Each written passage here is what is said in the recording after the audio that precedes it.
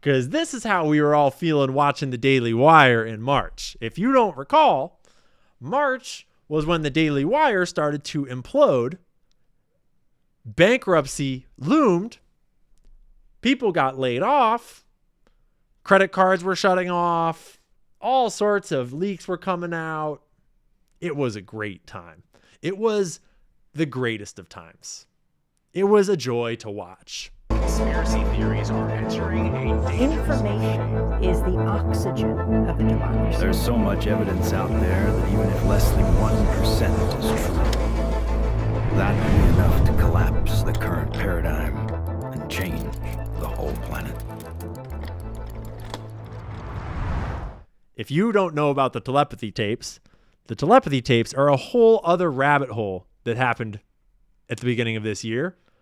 And it's crazy. And if you're not a tinfoil connoisseur, this is going to sound like total gibberish to you, and you can just, go get a coffee or something. But if you're a tinfoil connoisseur and you don't know about the telepathy tapes, this show is going to be you better learn.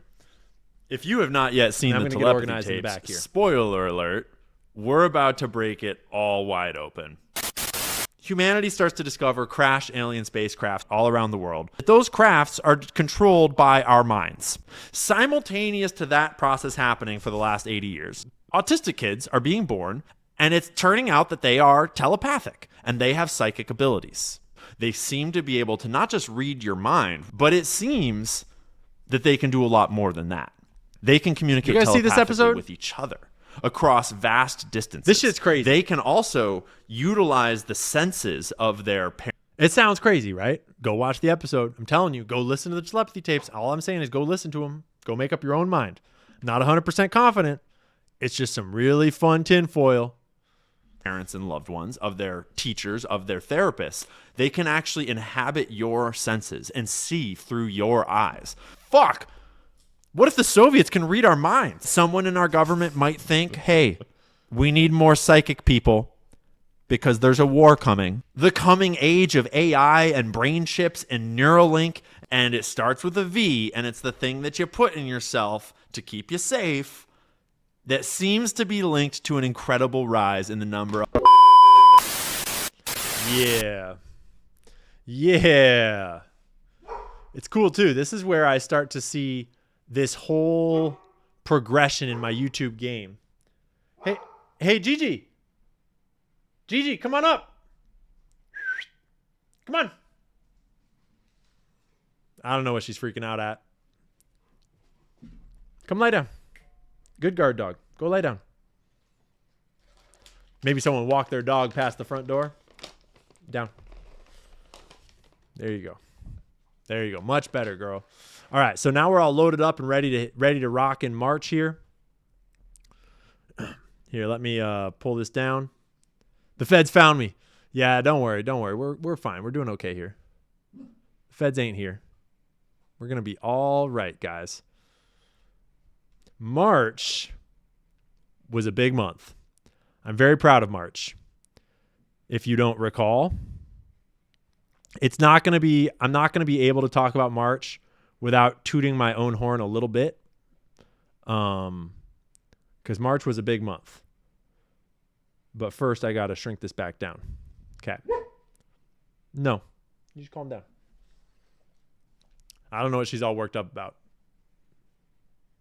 She's probably saw a dog walk by. You just saw Gigi, guys. Just calm down. You just saw Gigi. All right. So before we get to what happened for me in March, because I had a big March, let's get to what happened for the Daily Wire. Because this is how we were all feeling watching the Daily Wire in March. If you don't recall, March was when the Daily Wire started to implode. Bankruptcy loomed. People got laid off. Credit cards were shutting off. All sorts of leaks were coming out. It was a great time. It was the greatest of times. It was a joy to watch. And in case you missed it, in March, the president of the Daily Wire stepped down amid financial struggles. James Lee reporting. James Lee dropped a whole bunch of good reporting during that phase. Jeremy Boring stepped down. And then they spiraled into mass layoffs. Another firing of a senior executive, Alyssa Cordova, the vice president of public relations. Old Jeremy had a whole bunch of public meltdowns, screamed at everybody, lost his frickin' mind. It was a wonderful time on the internet. I did a little bit of reporting on it. She got kicked out. I ripped out. We're seeing it with the decline of Daily Wire. 100%. Dude, the Daily Wire is in big trouble. And I have a lot of sources in the Daily Wire at this point. Yeah. So Candace Owens, when she got kicked out, I reported a little bit on that, and I got a few sources in there. And then when Brett Cooper started to get pushed out, I kind of got the scoop on like what was really going on there. And in my Instagram comments about Brett Cooper, I had ex-Daily Wire employees being like, hey, I'll tell you more. I hate the Daily Wire and I didn't take the money or sign the NDAs. And so it's like the Daily Wire is like a fucking colander. There is more holes in that ship than I've ever seen. And actually there is a story that's going to break before too long about them, because it's just like, I mean, everyone in the Daily Wire kind of knows there's something wrong, and people all around the Daily Wire know there's something wrong. And yeah, Jeremy's on a bit of a... He's been commenting on my Jake Shields clips. Yeah, Jeremy's having a public meltdown, and it's not because of Israel. It's because of other things. Really? There's trouble in paradise there. There be trouble in that there paradise, that's for sure. And we reported on it, but correcting an error, Timothy, Mr. Tim Pool. I did a little reporting on Tim Pool's relationship with the Daily Wire at the time, but got confused by my source because I had a source that I spoke to over the phone, and then I misspoke backwards, saying that I misspoke and said that Tim Pool was in talks to buy the Daily Wire. It was the opposite. He was actually in talks to try to sell out to the Daily Wire, allegedly. In an all-stock deal is what I was told. Tim Pool, I don't think ever denied that. He just jumped on the fact of like, bro, we never tried to buy the part Daily of the story, Wire. That's and they're crazy. all kind of getting played against. The Daily Wire is going bankrupt, allegedly, and Jeremy Boring is officially out as CEO. That's right. The self-proclaimed God King of the Daily Wire is at the heart of so many scandals. And yes, he is. Yeah, to the super chatter that just said like, is this thing being censored by this channel that rhymes with fresh stimulator? I'm like, I don't know what channel you're talking about, bro. You're going to have to just type it. Self-described as the God King. And the email just went out today internally that he is stepping down, and now Axios is covering the story. Old Timmy it has not yet broken, as far as I'm aware, Poolstein. that private equity is moving in and looking to buy up the Daily Wire. I heard, rumor mill, that Silver Lake Capital is looking to buy them up. And yo, Silver Lake, you guys might want to watch this video before you think too hard about it, because there's a lot that is not in the public square right now. We're about to get into stuff like canceled credit cards, lying to the press, trying to trick Tim Pool. As far as I can tell from my sources, even people inside of the Daily Wire only know part of the story, and they're all kind of getting played against each other. It's a whole mess. And the most important part of this mess is that the Daily Wire has a long history of treating their employees like shit. And so I've had numerous sources inside the Daily Wire for quite some time because everyone hates them, even their own people. That's not to mention the numerous sources outside of the Daily Wire that did not take the NDA money on the way out. Like, I had people literally in my comments on Instagram offering to give me dirt on the Daily Wire because they hated the Daily Wire so much. It's out of control. And it all centers around the God King and his fucking massive ego. And his lifelong desire to be a famous actor and make it in Hollywood, which he failed at originally years and years and years ago. And so once the Daily Wire was off the ground, he just couldn't help but try to turn the Daily Wire into a Hollywood movie studio and produce the Pendragon series. Note that this article is from 2023. And he said that he had dreamt of bringing this book to the screen for 25 years. It was due to stream exclusively on Daily Wire Plus in 2024. Why didn't that happen? That's a good question. And that leads to us talking about all the Daily Wire's employees' credit cards getting frozen, allegedly.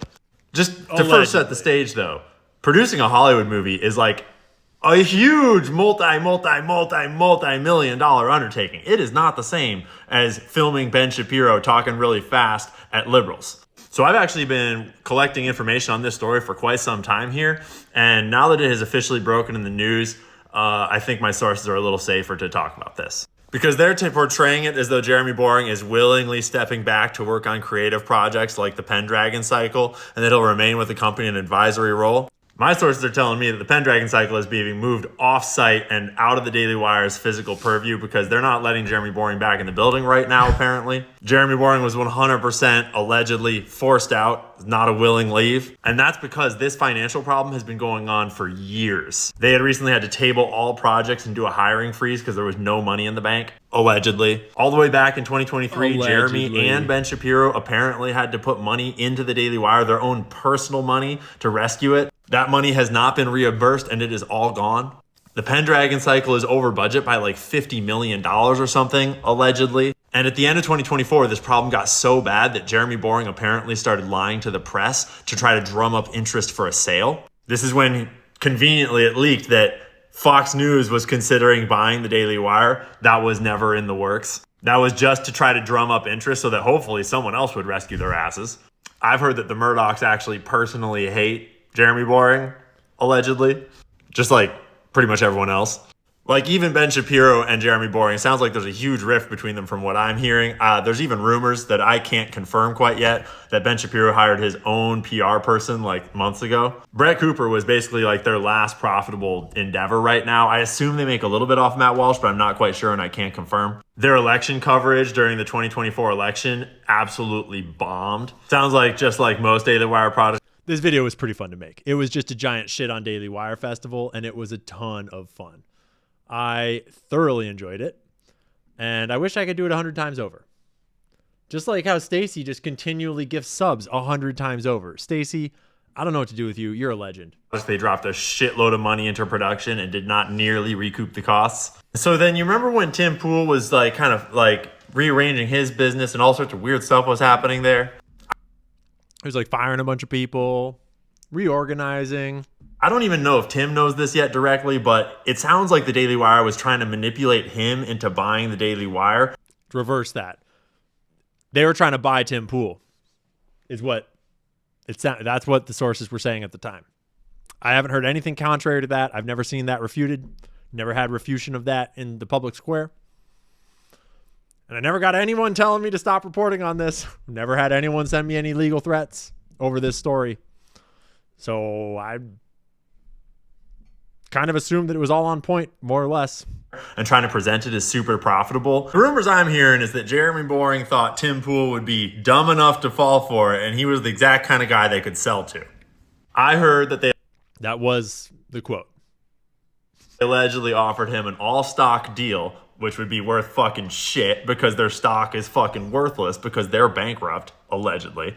So props Tim for not taking that deal. That would have been a huge mistake. Because now my sources told me like a month or two ago. But imagine if they'd bought out Tim Pool's business for a whole bunch of Daily Wire stock. Imagine how funny that would have been.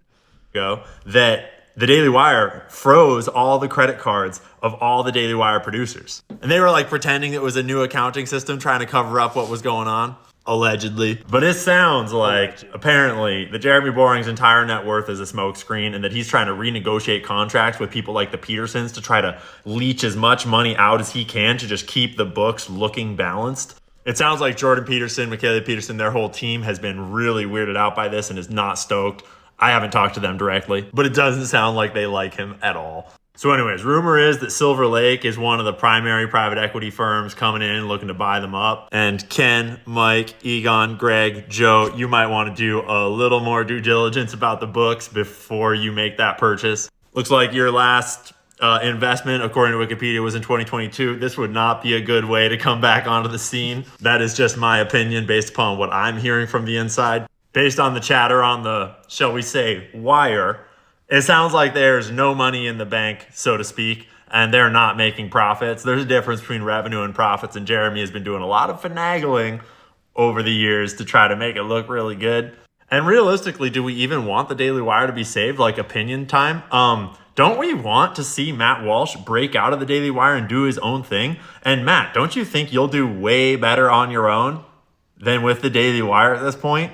Like even Jordan Peterson, who a lot of people's perspectives have changed on over time lately, like even he would get a fresh start if he just got away from this shit mess. This is like enigmatic of the times we're in, where even the alternative media has been bought out by big money and played in the same big studio mindset that is just completely contrary to what the new media revolution is all about.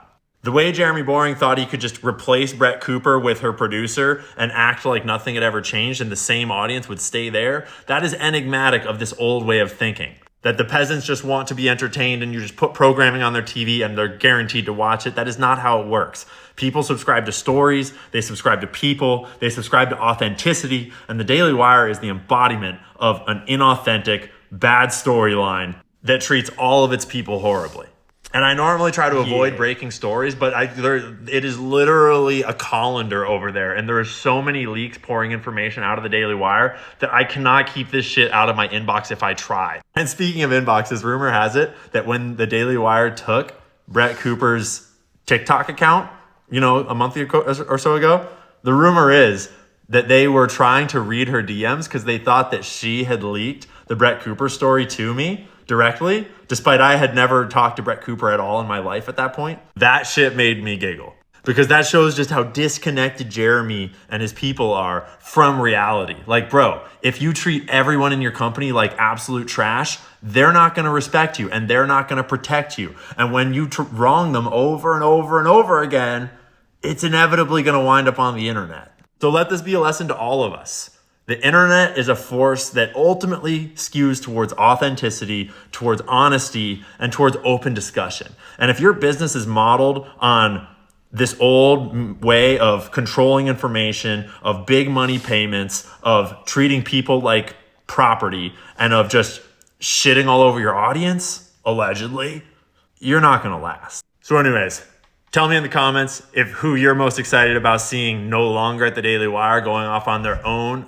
For me, it's Matt Walsh, obviously. I dig Matt a lot, and I can't wait to see him break free of this. Let me know in the comments if you think the Daily Wire should get rescued and revamped, or if you think it's time for them to just be done. And Jeremy, I just want to remind us all, yourself included, pride goes before the fall. The Daily Wire. Yeah, that was a wonderful time. A wonderful time to be alive. Great thing to look back on. Joe Rogan dropped some bangers in March. I want to remind us all of this one in case you didn't recall. In case you didn't recall, is James Lee in the chat? Is James Lee in the chat?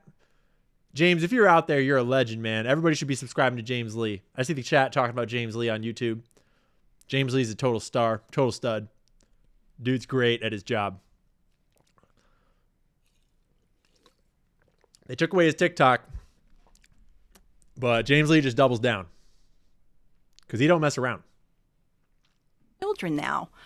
We know how bad, even if you look at what happened with COVID, let's just look at that. Like how did they pass this off? Look at the media today. Do you know that they're giving COVID vaccines to 6-month-old children now? We know how bad it is. We know that it ruins stem cells in pregnant women. They don't give stem cells to their babies. The industry's upset because the placentas no longer have stem cells. And they used to use those stem cells in research and cosmetics, etc. They're not getting them anymore because of what the COVID shots did to the placentas and those infants. That's not being talked about in the media. Nothing bad about the shots being talked about when we have Kevin McKernan and all these people looking at it going, there's SV40 in it. There was a staphylococcal endotoxin gene. There were 2 snake genes in there. It's a definite gain of function. Nope. We got to put it on the baby vaccine schedule, because any doubts whether or not well-funded about the vaccination must not be allowed to exist. That's why. This woman was crazy smart. Crazy smart. Suzanne Humphreys, Dr. Suzanne H7. And her episode on Rogan was wild. And I think she broke a lot of things wide open for a lot of people. You know that they're giving COVID vaccines to 6-month-old children now. So just want to remind us all of all the COVID accountability that we've gotten. And I was going to skip over this one, but I wanted to remind us all of Sodagate. Do you remember Sodagate? When we learned that all of these influencer accounts, many of them faceless, not all of them, were getting paid to shill for soda. And how it only takes one little logical step to realize that it's a lot bigger than getting paid to shill for soda. They're getting paid to shill for just about everything. And you better believe that it's not just for products. It's not just for industries. It's also for ideas. It's also for candidates. It's also for other creators and for convenient narratives and for whatever else. And there's whole agencies, ad agencies, social media influencer agencies devoted to this shit. And they can kick fucking rocks. That's why your boy don't take no money. Because fuck that. And F Pepsi too. So I just wanted to briefly remind us all of Sodagate. And I wanted to give a brief shout out to the Bear Trap. Because in March, we dropped the trailer for the Bear Trap documentary that is still coming up. We're working hard on it because there's a whole backstory behind GameStop that was never finished, never told, except by big media, by big corporations, by big old movies that conveniently contained the narrative into a nice little box. But it's still cooking, and it's cooking big. And I just wanted to give us a nice little break from all the politics, from all the geopolitics, from all the shillery, and just marinate in a quick little GameStop bit. Surge in the stock price of GameStop. It is skyrocketing, up 800% in just a week. Going on at GameStop right now conceivably could take a couple of firms out, hedge funds. And in case you don't know my disclaimer, I hold GameStop stock that I will never sell. I haven't sold a single share the entire time that I've owned it. I will never sell it. I will hold them all into infinity. They're all on the public ledger because I've directly registered them all. So they're all held by ComputerShare in my name on the register, and that has been double checked by other people in the GameStop community. And I will hold them all until the day I die because they're a fun souvenir at this point. And even if GameStop price were to ever go up, fuck it, I want my shares. So just a little disclaimer for you in case you don't know my disclaimer, that I'm not showing you this because I want you to buy and pump the stock. I'm showing you this because it's fucking awesome. In 2021, GameStop investors brought the corrupt global financial system to its knees. They're kind of sticking it to the big institutional investors, the hedge funds. Hedge funds closed their doors. Well, Melvin Capital Management is winding down its funds. The once successful hedge fund lost billions of dollars. Trouble was, Melvin wasn't alone. More than 100% of GameStop's tradable shares were held short a year ago. Banks collapsed. Will Wong of Archegos, he has been sentenced to 18 years in prison. Wong and others. The Archegos story was crazy. As a $36 billion house of cards. It almost toppled Switzerland. Breakdown, and one that we're looking very carefully at to make sure it doesn't happen again. The entire country of Switzerland almost went bankrupt. It was a historic day and a day we hoped would not happen. This ends a 166-year run for Credit Suisse. All because regular people bought and held stock in a video game store. Failing video game companies see their stock go up 1,600% in 2 weeks. We have come dangerously close to the collapse of the entire system. White-collar criminals on Wall Street panicked. Look, this is really causing some issues for these hedge funds. The reason the market is doing what it's doing is people are sitting at home getting the checks from the government, okay? And this fair share is a bullshit concept. But what they didn't tell you, what they worked exceptionally hard to hide from you, is that the story did not end there. Surprise! There you go. All right. Cheers. Cheers, everybody. Forget GameStop. Forget GameStop. Forget GameStop. I'll take meme We got any stocks. eights in the Invest. chat? We got any GameStop homies in the chat? Can we finally please stop pretending that there's anything real going on at GameStop? I hate to break it to you, Jim, but no one forgot GameStop. Ryan Cohen is a familiar name when it comes to GameStop because he's the Chewy co-founder who invested in GameStop last year and has been pushing for changes. Shares of Bed Bath & Beyond surging today after Chewy co-founder Ryan Cohen revealed a big stake in the company.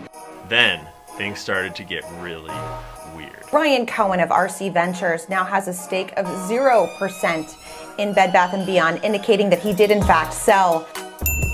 You're watching shares of Bed Bath & Beyond as it preps to lay out its turnaround strategy today. We're determined to turn this business around. Buy Bed Bath & Beyond. BBBY. 3 B's and Y.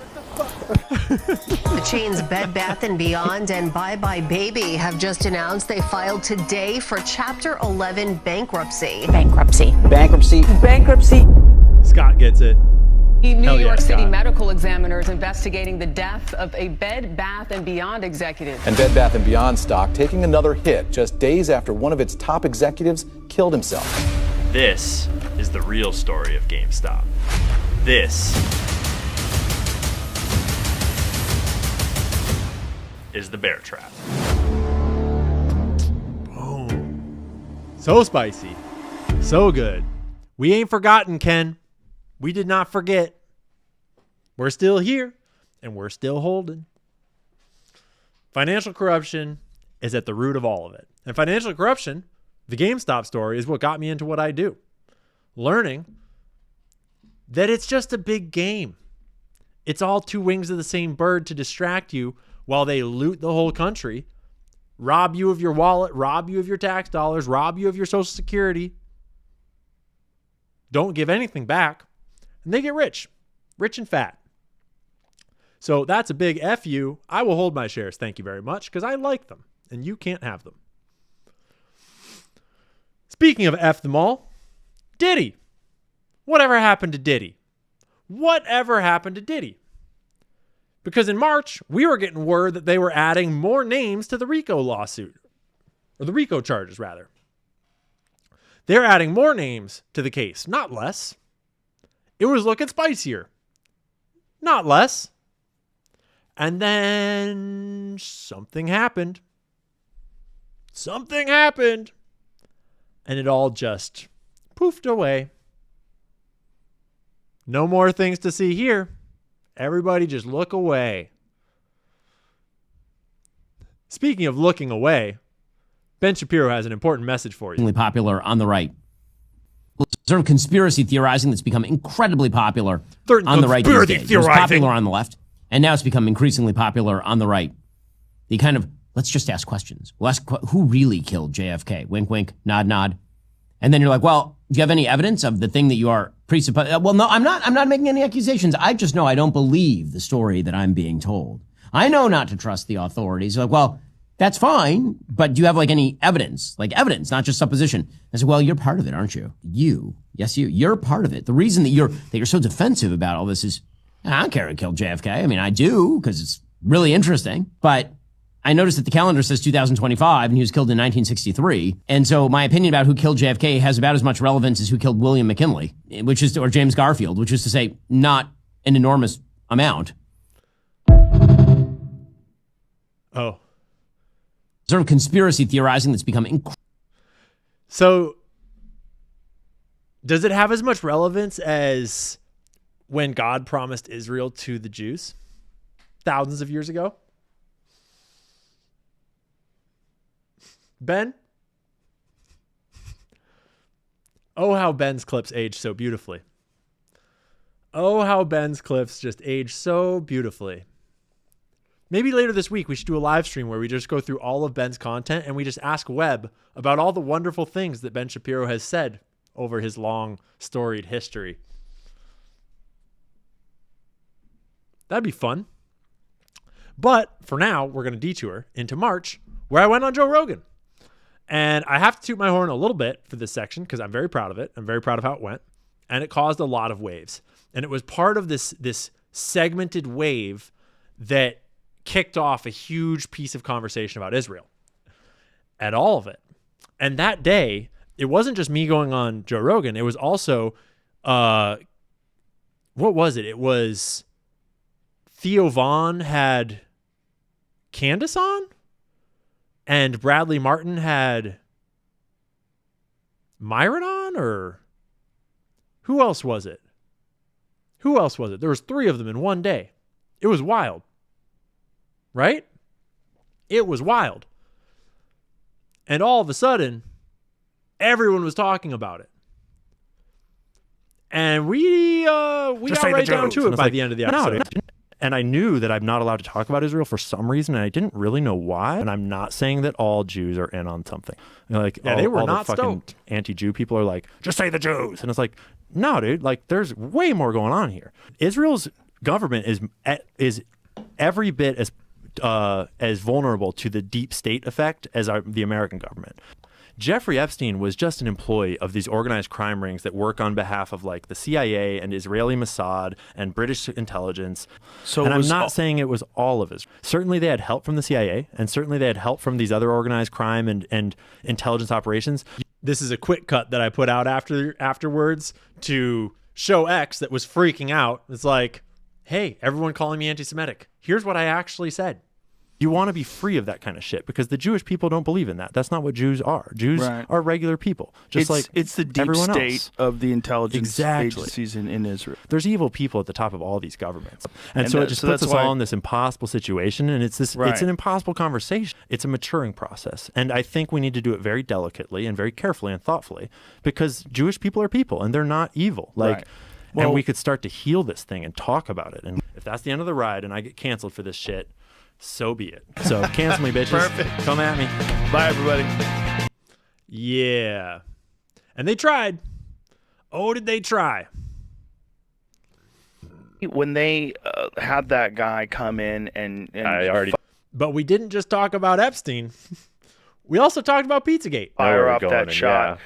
I felt like that was a great way to put a halt to all the looking into the Podesta emails. What that was. Because then all of a sudden it's a kook thing. Now it's a crazy person and a dangerous person because he's got a gun. You're causing dangerous people to take their guns. Just like with the vaccines, it's like they always have to make it dangerous, right? Yeah. It's dangerous to say that this might have side effects, right? Because if you read those emails, exactly right. Those emails are bananas. They're not explained. They're talking about young kids who are going to be coming to a party to have fun. They're talking They'll be in the pool, and they will be there for sure. $65,000 worth of hot dogs flown from Chicago for a White House party. No arrests. I don't see anyone arrested, Trump. I don't see any grand conspiracy by the White Hats to save the day.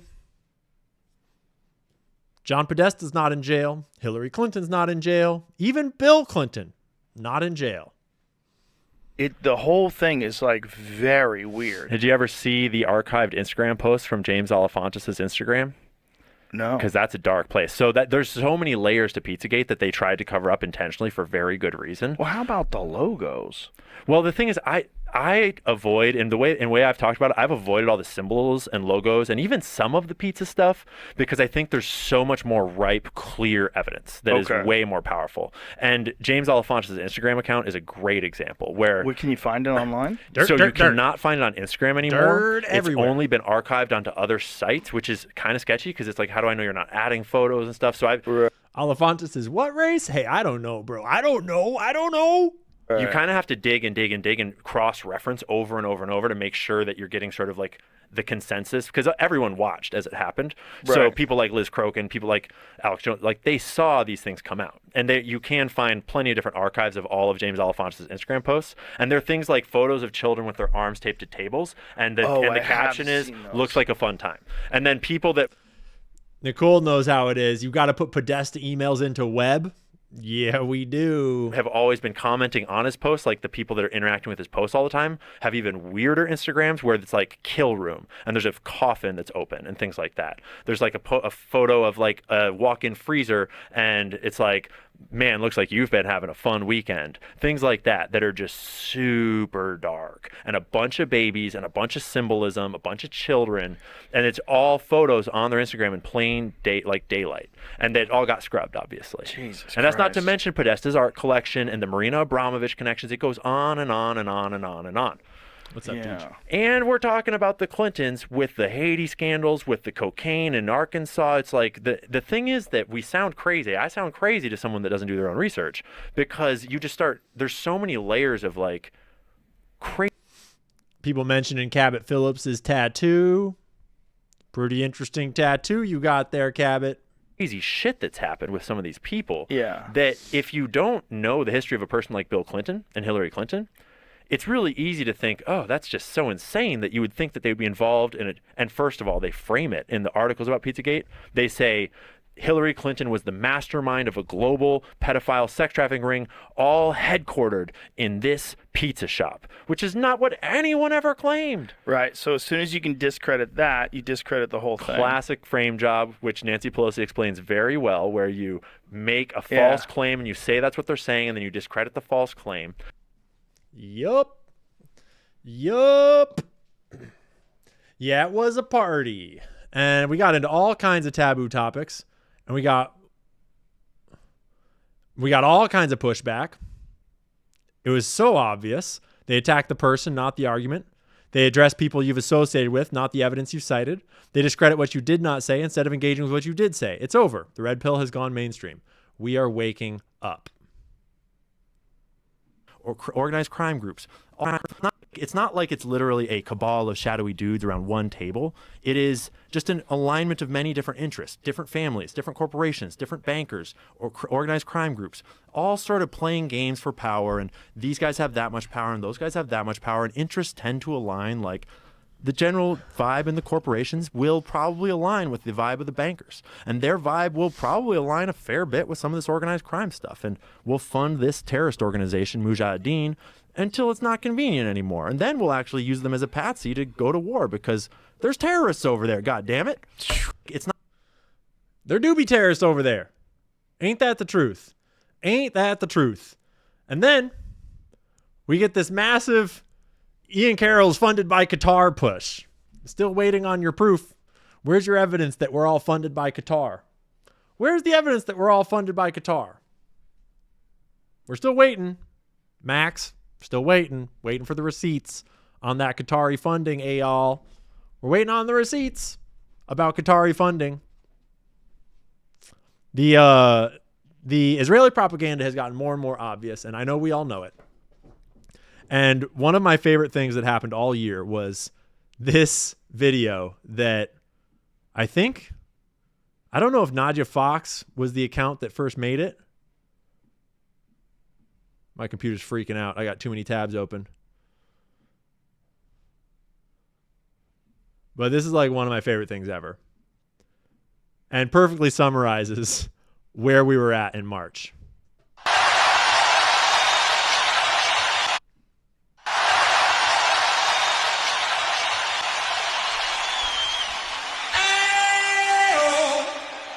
Have you guys seen this shit? Have you seen this shit?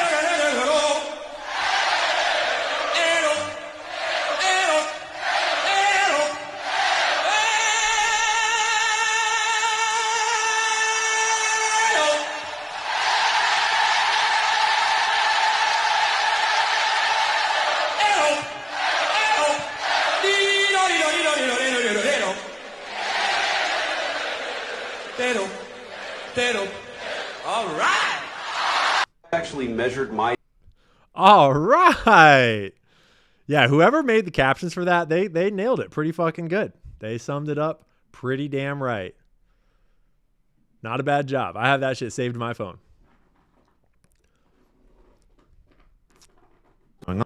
One of the primary tactics used by Israeli government propaganda is to smear any criticism of the government of Israel as an anti-Semitic criticism of all Jewish people. Right. And it's like clearly not what's going on here when I'm speaking, but in many ways I think the obvious place to start is just with the Balfour Declaration being written to the Rothschild banking family as essentially a deal being made during World War I in exchange for something, right? And you can look into what that exchange is for, but you have to wonder how much do you have to do for Great Britain in order to be given a country? And when you are the banking empire that has been ruling Europe, de facto for 150 or more years, you got to imagine that you can do a lot in order to get a country given to you. And so Rothschild did some stuff during World War I, and they got this letter saying, we promise we will give you that land to form the state of Israel. And Zionism had been going on before that, but that sort of kicks things off. And they start moving people in, but it costs a lot of money to found a country, especially when there's already people living there that don't want you to found that country.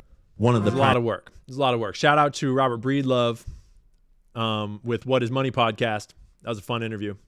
Fun time.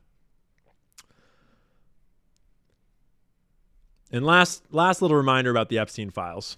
I don't know why no one's saying it, but we don't actually need the Epstein files. Pam Bondi has thoroughly disgraced herself by promising a whole bunch of shit, and after weeks, and then we'll get into not some news from on March. Any of it. Somehow she was dumb enough to think that 200 pages was like all the Epstein documents. Like, girl, have you ever been on the internet? I'll show you where the Epstein files are. See, look, Julie gave you the link right there, vault.fbi.gov. There's like 10,000 pages. There's blackouts all over them. Click on that link, it'll bring you here. See, brings you here. There's all these different parts. When you go to them, look, 104 pages in this one. The first ones are always these indexes. And then everywhere where you see a rectangle, that's a blacked out redaction that we could have unredacted. Look, a whole page of redactions. That's crazy. Look, Rodriguez was been a long year, as right? a chauffeur, butler, house manager for blank at blank. Wonder what that says. Residence blank. Rodriguez worked for blank for approximately 6 months. Rodriguez stated that blank. That would probably be pretty useful if that was unredacted. According to Rodriguez, redacted. Look, Pam, a page that you could release. And there's all kinds of pages just like this. Hundreds and hundreds and hundreds of pages of documents like this already in the FBI vault online. There's handwritten notes from victim interviews like this. Jeffrey Epstein purchased tickets to blank for holiday break Xmas. Wonder what that means. Who picked her up? Man, this would sure be useful to have unredacted. Someone felt uncomfortable, went home to blank. Jeffrey Epstein said blank and blank. It's all to protect the victims, folks. It's all to protect the victims. Thought that meant he would pay. For what? Talk to blank and blank number. We are in blank. March, yes. Geez. This page seems to be clearly discussing more plans to travel with them, probably to the island. And all of that is from an interview conducted by SA, meaning Special Agent Blank. And its subject was biographical file on blank. Who knows who it was? Gosh, sure would be useful. I mean, you could still even protect the victim's identity and just fill in some of the gaps. If the DOJ was at all serious about doing anything about this, there are infinite leads that they could currently be chasing down to actually bring people to justice. People that are still alive and still engaging in these activities, because these activities are still being engaged. And you know what? You don't even need to go to the FBI files to start bringing down the big fish. I got one for you right here. Meet Leslie Wexner, the bankroll behind the entire Epstein operation. Homeboy is the CEO of 3 different prominent companies. And I just want to point out that this was all a conspiracy theory. And then we got the files, and Leslie Wexner was actually a co-conspirator that they were investigating before they stopped investigating. He's named. They failed to redact his name. It's right there in the files that he was one of the 10 suspected co-conspirators. And then nothing happened.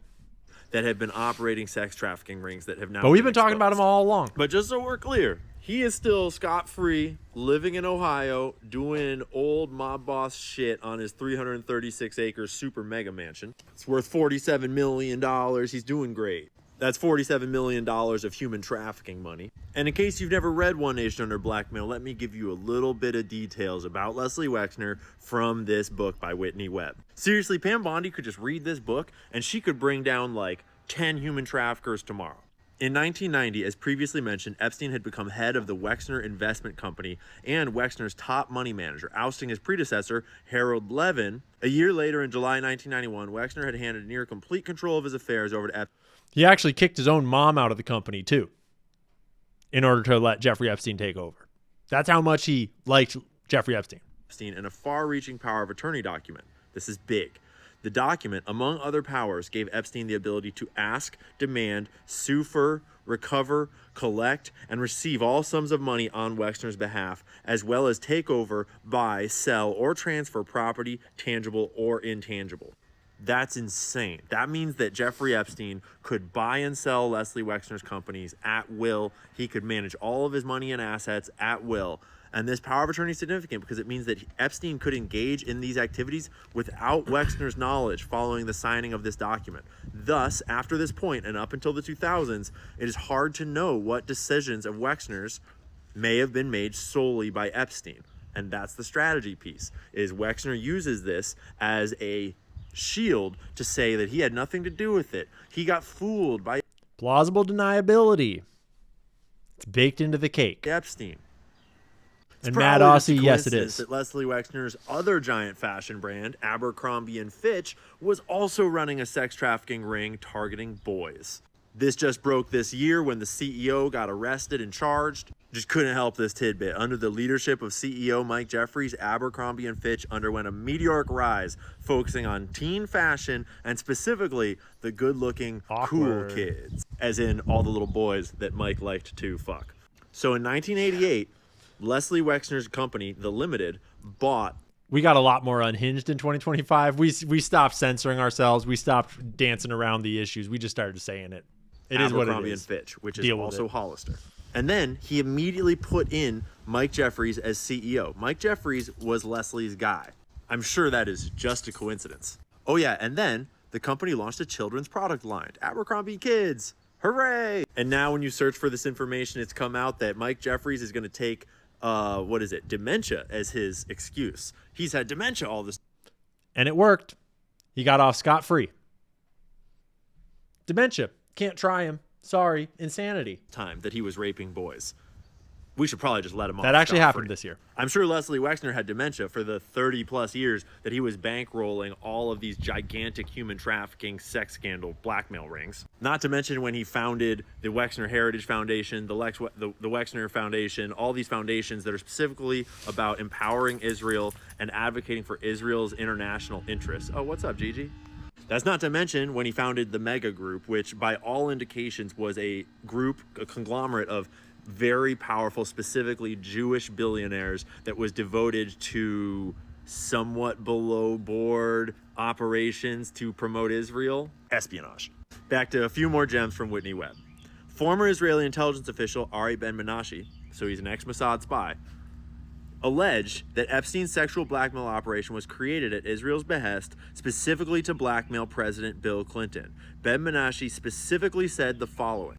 This is the quote up there, but this part that Whitney added is more concise. As previously mentioned in Chapter 6, Israel had allegedly been behind the effort to blackmail President Carter through his brother Billy Carter. It is also worth noting that Epstein's blackmail operation is believed to have been set up in 1991, the same year the Mega Group was created by Epstein's closest associate, Leslie Wexner. Also, right when Epstein started managing all of his money. Also, right when they bought up Abercrombie & Fitch and started a trafficking ring in Abercrombie & Fitch as well. And oh my God, it's just a conspiracy. These are just made up opinions by Whitney Webb. She's just a conspiracy theorist. Like, you don't even have any evidence. Yeah, I don't know, maybe, but these are the sources cited for just that single chapter about Leslie Wexner's philanthropy. That's one chapter. All of those are sources that you can check yourself. So Pam Bondi.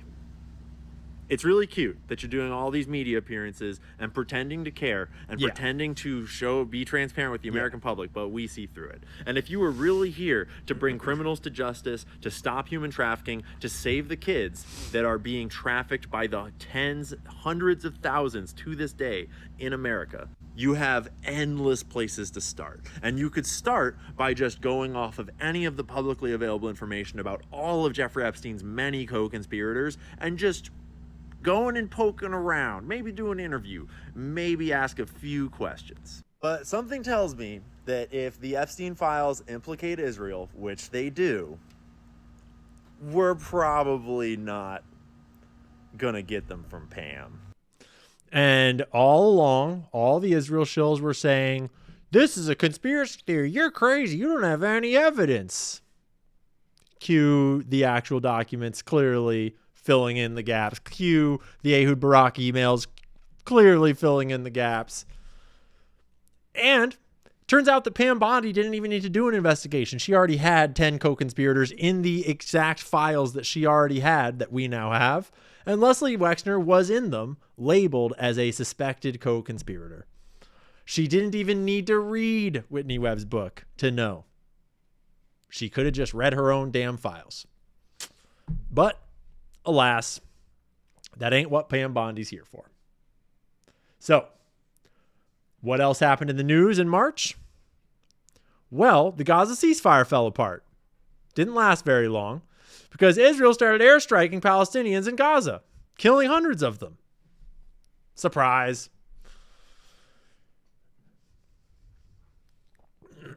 They killed a bunch more journalists. Surprise. And then Trump launched a nice little attack in Yemen. You know, the peace president just started bombing more people. That was great. This is when the Signal chat started getting leaked. And that whole debacle started. Pete Hegseth came under fire.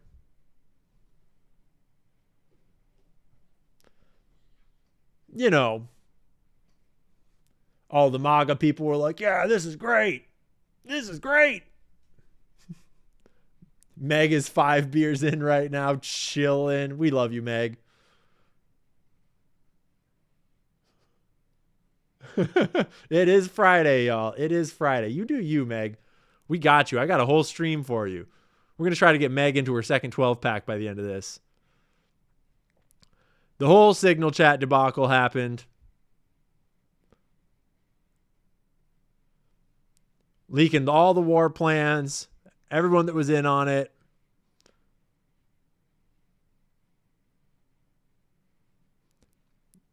It almost looks like it was intentional in some way. If you really put on your tinfoil, it almost looks like it was intentional to set JD up as the peace guy.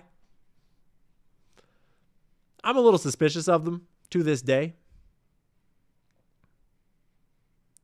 Russia took over a significant portion of Ukraine. This source isn't as cool as I thought it was. We're not going to hunt it down. Trade dispute with the United States has come into fruition. Yeah, we're not going to listen to you. Canada and the U.S. started beefing over tariffs in March. The tariffs kept on rolling and rolling and not exactly doing what we were told they were going to do. And lastly, France continued its epic shit show of a political situation with sentencing Marine Le Pen.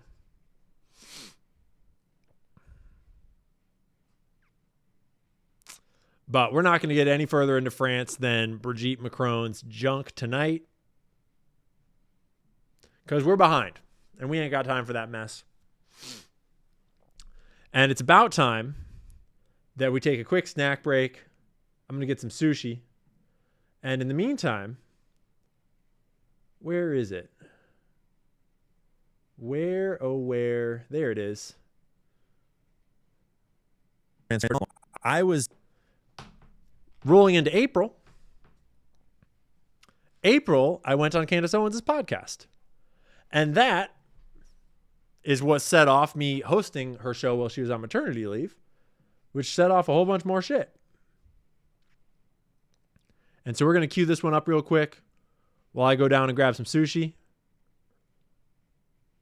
grab some water, and I'll be right back. It's taken in for a long time, and I still sometimes I entertain the idea that, yeah, technology is coming regardless. We will march on. And you know, you could have a horrible person in charge of that transformation, or you could have a good person in charge of that transformation. Elon has done an exceptional job, politically speaking, of branding himself as the good technocrat, as the technocrat you can trust, as the one that's for free speech at all costs, though he's not, and the one that like founded all his own companies, and he's amazing. But actually, he didn't actually do the work to found a lot of those companies. Like, it's not exactly clear how brilliant his mind is in those companies. And the thing that actually really started to wake me up to it, ironically, is the video game scandal that he had, where, have you even realized that Elon was faking that he was the top 10 video gamer at the hardest video game in the world? I didn't know it was There's fake. This whole scandal. It's fake, and it's obviously fake, and people exposed it at length online, that clearly he didn't know what he was talking about. He didn't know how the items down worked. because people might not have. I just recently heard from someone on my team about how he was the #1 gamer.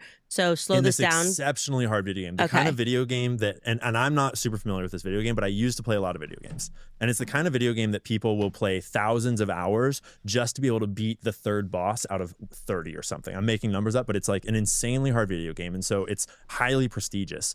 And he came to, like, he was in the top of the leaderboards worldwide. And then this other video game, Diablo 4, I think it was, same thing, top of the leaderboards. But then he started live streaming it, and people realized that he didn't even know basic things, like about how this item works and about the strategy of how you do this, like this movement thing to get the, and everyone was like, wait a minute, this is not a top video game player playing this game. And then they dug in more, and it came out that basically the entire thing was a fake. And the fact that you would construct some fake characterization of you as some top video gamer, which obviously you don't have the time to be the top video game player of this multi-thousand-hour type of difficulty game while you're running 6 companies. That's a ridiculous thing. I wish you hadn't told me this, because my conspiracy theory, like where my brain goes naturally with him, is that it's all too impossible. Yeah. Like you can't be running all of these businesses plus be the #1 gamer given thousands of hours to some random game. And then I read this that was where I was saying, I was just like, none of this makes any sense. And like, we're just being told that he does do all of this stuff. But what if it's like actually like, no, the government created all of that stuff.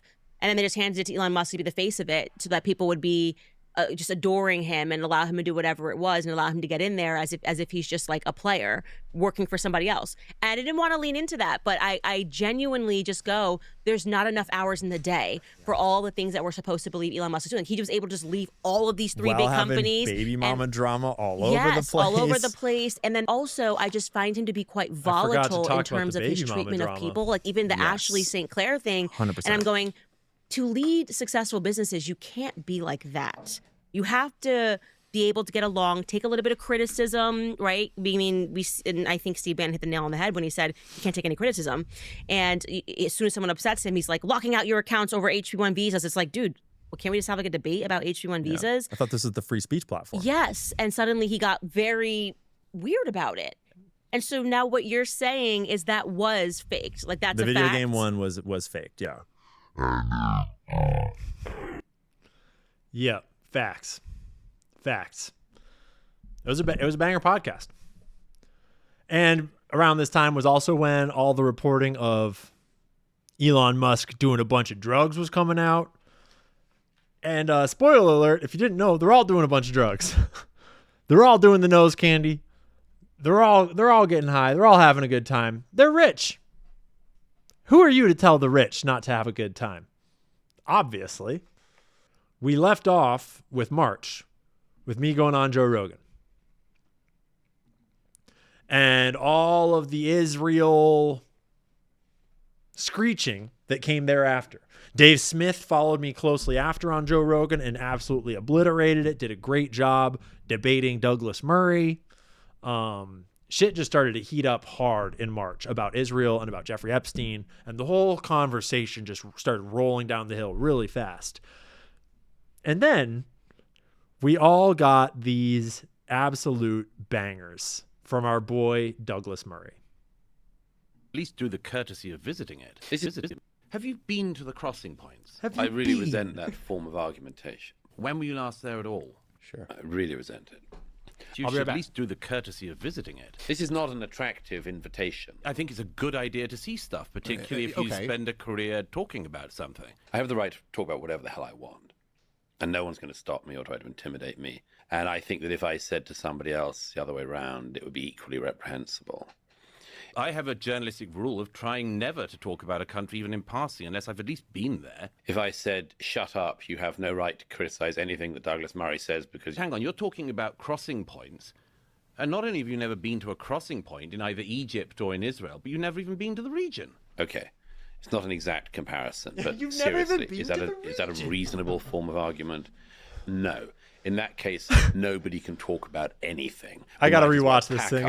Go home and isolate ourselves. This shit is too good. If you're insisting that you're an expert of some kind, or not claiming you're an expert, but still talking about it, if you've never seen any of this going on. I mean, there are some people who've written about there are people who've written about the Holocaust who didn't experience the Holocaust and have written about it better than people who did.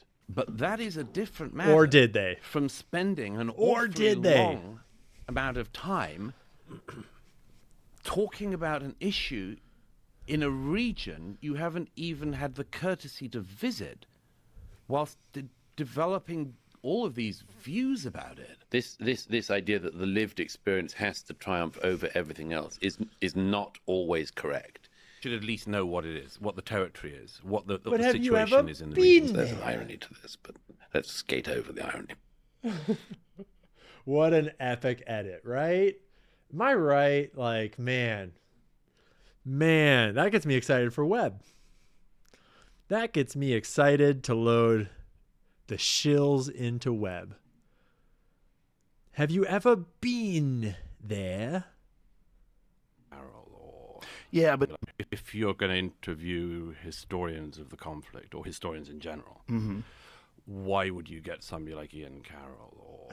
Yeah, but Ian Carroll, I didn't bring him on for that purpose. I brought him on because I want to find out, like, how does one get involved in the whole conspiracy theory business? Because his whole thing is just conspiracies. Sure. You know? But do you have any, there's been a tilt in the conversation, in both conversations in the last couple of years. It was funny because then Douglas Murray wrote an article all about me and Dave Smith and stuff, and he obviously mistook my work for, I think, Dave Smith's work, for a totally different person's work, and was like talking about me, but talking about someone else's career while trying to like straw man character assassinate me. It was like, good journalism, bud. Good job. It's all on the internet. You can look it up. Oh, Dougie, And it's Doug. largely to do with people who have appointed themselves experts, who are not. People who have appointed themselves experts, who are not experts. Let's just real quick peep the game. Not an expert in anything but sarcasm. Dougie Doug. Not experts. You mean like Ian? I don't think he appoints himself an expert in anything. Who's that other dude who thinks he's an expert on Churchill? Daryl Cooper does not think he's an expert. In fact, I think it's everybody else is always calling him an expert, and he's like, I'm just a history. If you're going to... Y'all remember this? This was this year. Dude. Ian's an expert in mustache rides. Hey, no comment. But I'm definitely an expert in how much of a fucking... Sorry, I was about to say something rude that YouTube doesn't like. How much of a fucking tool Douglas Murray is. We'll go with that.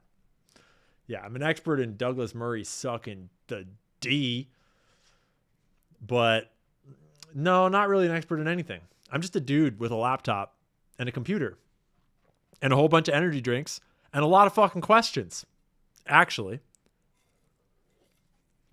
And let's just say that 2025 was a good year for asking questions. Not such a good year for establishment shills like Douglas Murray, but a pretty solid year for asking questions. Like, what the fuck was this? What the fuck was this? I wonder if it's still up. Nope. We're on to Merry Christmas now. They updated whitehouse.gov with this like PR stunt. The lab leak, the true origins of COVID-19.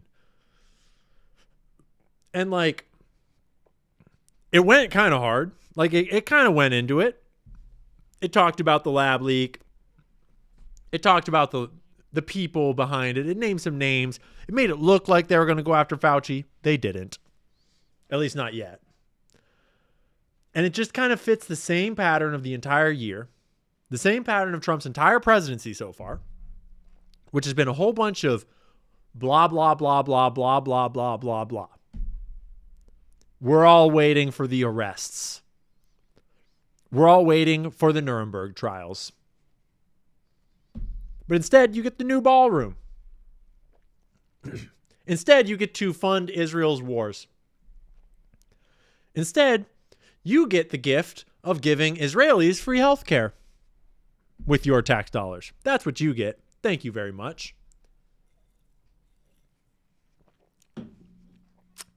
But COVID accountability, nah, that's a little much. It was in the month of April that Virginia Giuffre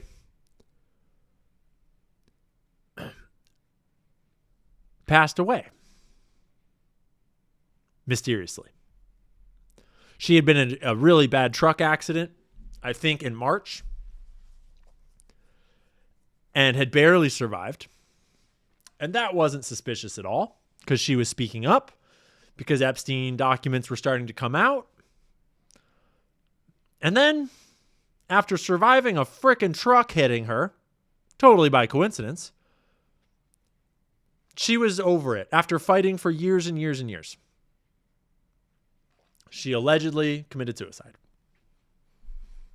Now, she had been going through it. They had been absolutely putting her through it. They had made her life a living hell ever since the first day she spoke out. But a quick remembrance and a rest in peace to Virginia for the fight that she put up. She is, in some ways, single-handedly the reason why we have accountability today. In some ways, not just her. There's lots of other victims that spoke up and did a lot of brave things.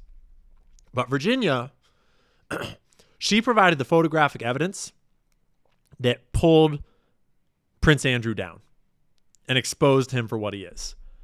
And that's what got the story global attention. That's what got the story to go to 11. And her fight, her unending fight to expose it, to hold them accountable, is largely what has gotten the story to where it is today. So a huge rest in peace to Virginia.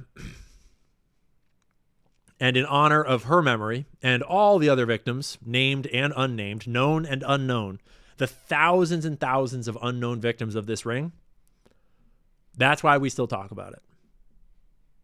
That is why we're not fucking shutting up and we're not turning away and we're not getting distracted. And that's why in literally every month of our review, we're talking about Epstein.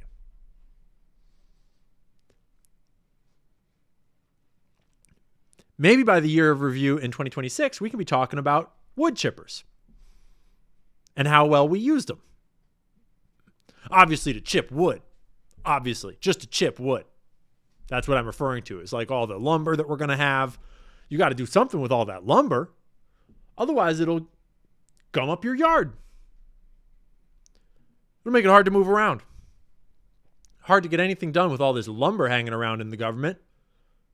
Clogging up our streets. This one is one of my favorite stories from this year. And I think it's one of the most underreported stories. And it's very telling. Graphite is a software solution capable of penetrating all popular communications applications, including WhatsApp, Telegram, and Signal. This story broke in January, mostly. Continued to break in February, continued to break in March, and then I think I eventually picked it up in April, which are widely considered secure and encrypted. The entire Israeli cyber industry could collapse. Well, don't threaten me with a good time. If Paragon adheres to its ethical guidelines, it's unclear how dozens of non-criminal individuals ended up under surveillance. And the answer is because it's fucking a mafia operation with the Vatican and the Israeli military intelligence and other intelligence agencies all getting in on it, and they're just selling these services to the highest bidder. So no shit, a bunch of people that shouldn't be spied on are getting spied on. Duh. So if you don't know the story, there was a small, this happened in Italy, and there was a small Italian branch of their, I think it was like a, kind of like a private contractor that was contracting with Italian police in Rome, I believe. And they were working out of a small office, tacked on to an official building. And they were getting backdoor access to Israeli cyber tech, hacking tech. And they were plugged into Italy's mainframe technology and accessing Italy's secure databases and their police files and their court system, and all this corruption in Italy was running through it. And they were selling files, dossiers on important people, on journalists, on politicians. And then it came out over time that they had been being visited by Israeli intelligence officials, and that the technology was this technology called graphite, which was funded by Ehud Barak and a bunch of Unit 8200 people. And it was Ehud Barak and Ehud Schneerson, who was the ex-head of Unit 8200. And they had founded graphite they had founded Paragon, who was the creator of graphite, as the successor to Pegasus, which is the ones that developed the Pegasus software could It could hack any phone, turn your phone on, control your phone, screenshot your phone, use your camera without you knowing. You didn't have to click. It was like the first major like 0-click hack that was allegedly used in getting Jamal Khashoggi, but also lots of other journalists. Mexico used it prolifically, not in the right ways. And this Paragon scandal in Italy was like a reiteration of that, where it was based in Italy, but it was global, and they were just selling its services left and right. And Ehud Barak was one of the founders of the company that made the technology that was giving this technology to this little Israeli security firm. These are the founders of Paragon. Ehud Schneerson on the right, former IDF Intelligence Unit 8200 commander. And he just happens to co-found this company with Ehud Barak, the ex-prime minister you guys can't and see IDF chief and Jeffrey Epstein's good buddy. He was deeply involved in Epstein, cited with him many times, visited him many times. These two dudes founded Paragon. It was noted that, quote, since 2012, cyber-related and intelligence projects that were previously carried out in-house in the Israeli military and Israel's main intelligence arms are transferred to companies that in some cases were built for this exact purpose. Just to clarify, just to piss everyone off right now, Peter Thiel is like JD Vance's #1 backer. Peter Thiel inspired JD Vance to become who he is today. Peter Thiel hired JD Vance early on in his career at Mithril Capital. JD Vance owes everything that he is to Peter Thiel. But it's a private company. They just all happen to be ex-Unit 8200 members. It's also worth mentioning that Jeffrey Epstein was a major funder of Peter Thiel's Valar ventures during funds 2 and 3 and probably 4. Maybe 3 and 4 and probably 5. Like maybe over half of the funding of Valar Ventures at the time. They were quite close. So like, stop being such an anti-Semite, you bigot. I mean, I'm just being anti-Jeffrey Epsteinite, not an anti-Semite. Like, lots of great Jews out there, but none of them are Jeffrey Epstein.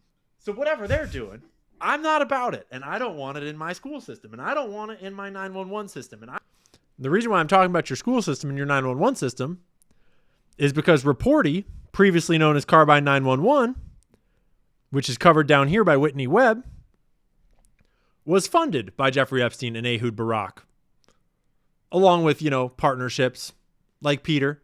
And Reporty, along with a number of other Israeli tech firms, are now integrated into our 911 response systems in America, into our school alert systems in America, school active shooter drills and things like that, into our medical system, into our hospital networks.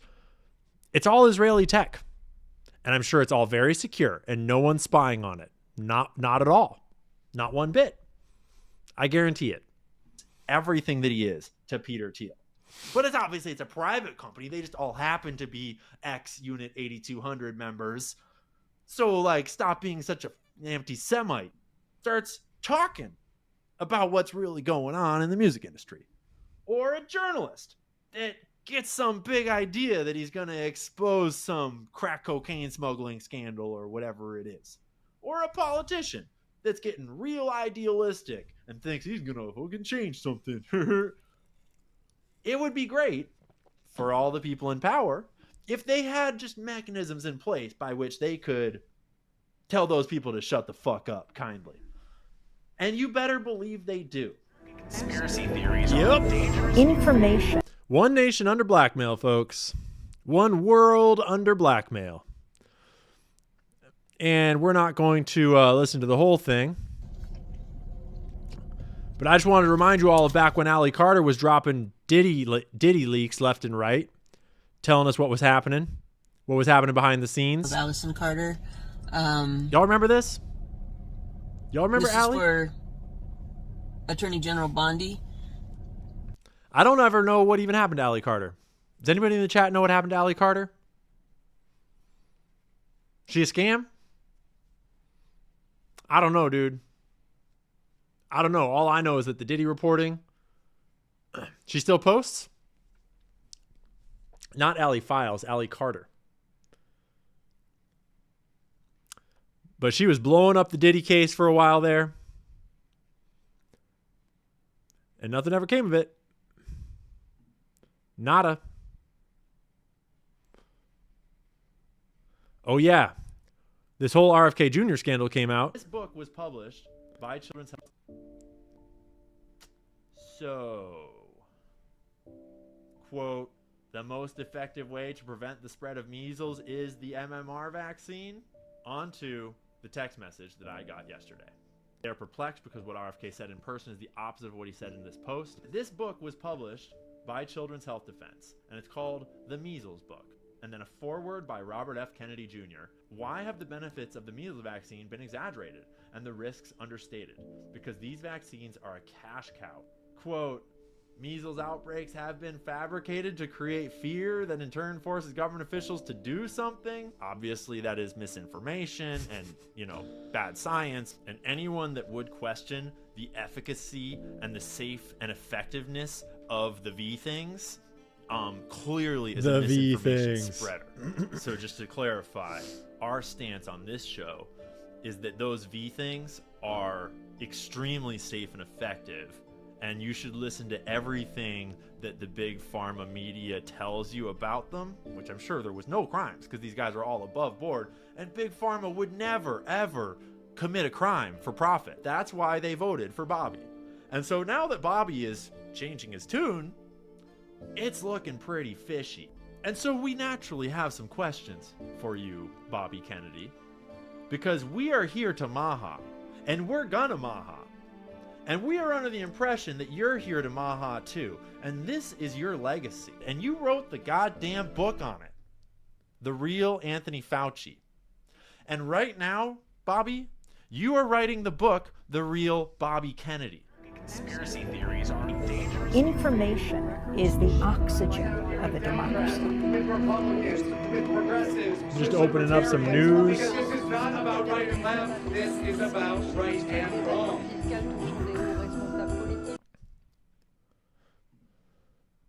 We already checked in with our boy Dougie. And we already checked in with going on the Candace Owens show that month. And so let's check in with the news. I'm noticing that a lot of the news that happened back then is scrubbed now. For example, there was a bunch of tariff battling with China that happened this month. And it's all gone now. In April, Trump was going back and forth tariff battling with China. And I just opened 3 sources that are all gone. So forget all about it. Never happened. But there was this stock market crash that happened earlier this year. No big deal, though. Full recovery, back up to all-time highs. Just in time to take your money. But this one is wild. I didn't actually know about this. I don't know how much of this has been corroborated. On the recommendation of Laura Loomer, Trump fired the head of the National Security Agency and several National Security Council officials. What? April 4th, 2025.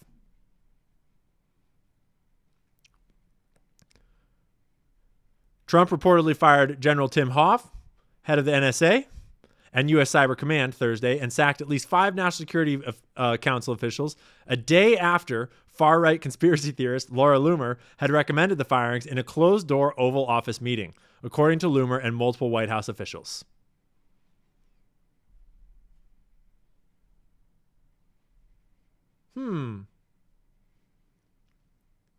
I wonder what country they didn't support.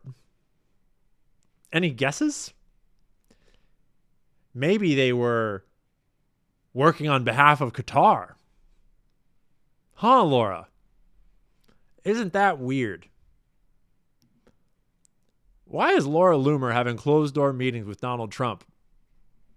Getting him to axe the head of the NSA. Lizard Loomer. Yeah.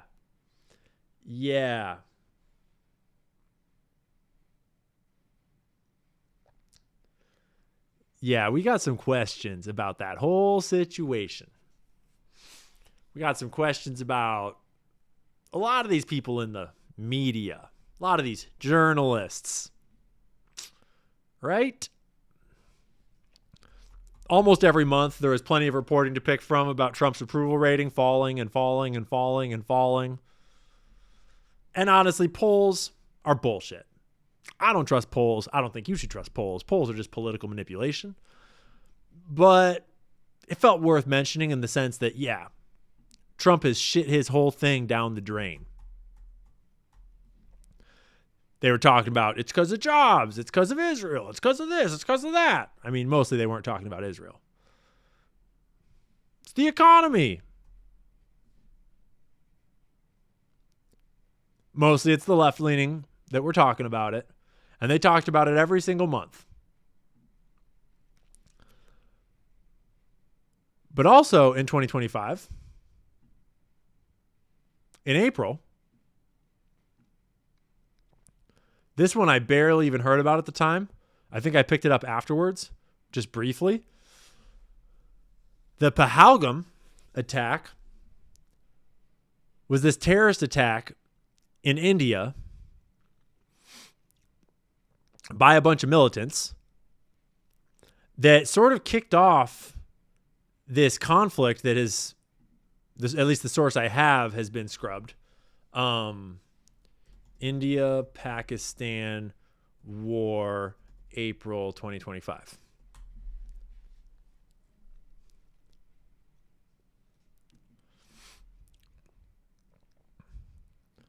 So it wasn't a full-scale war, but it was a major military crisis between two nuclear powers that just went totally unnoticed.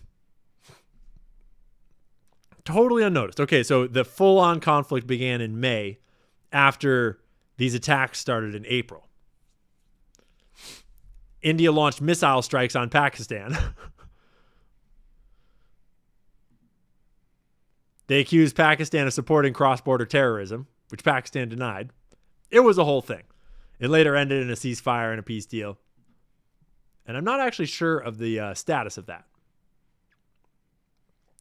This one was open because of this crazy, because of the Sudan Civil War is why.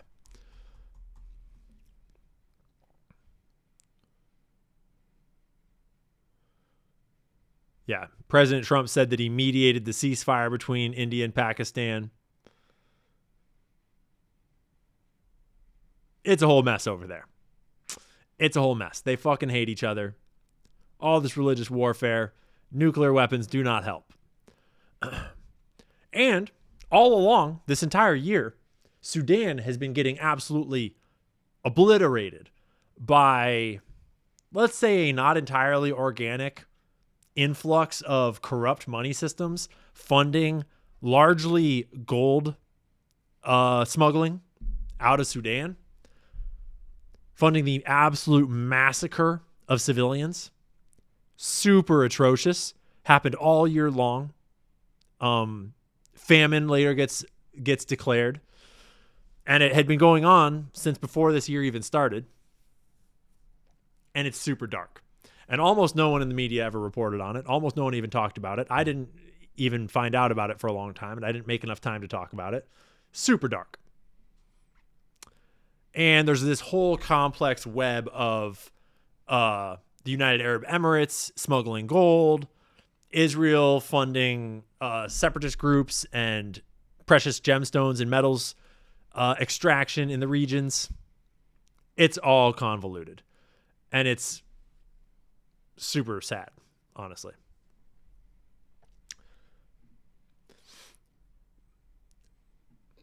And that's April. That would be enough to collapse the current paradigm and change the whole planet.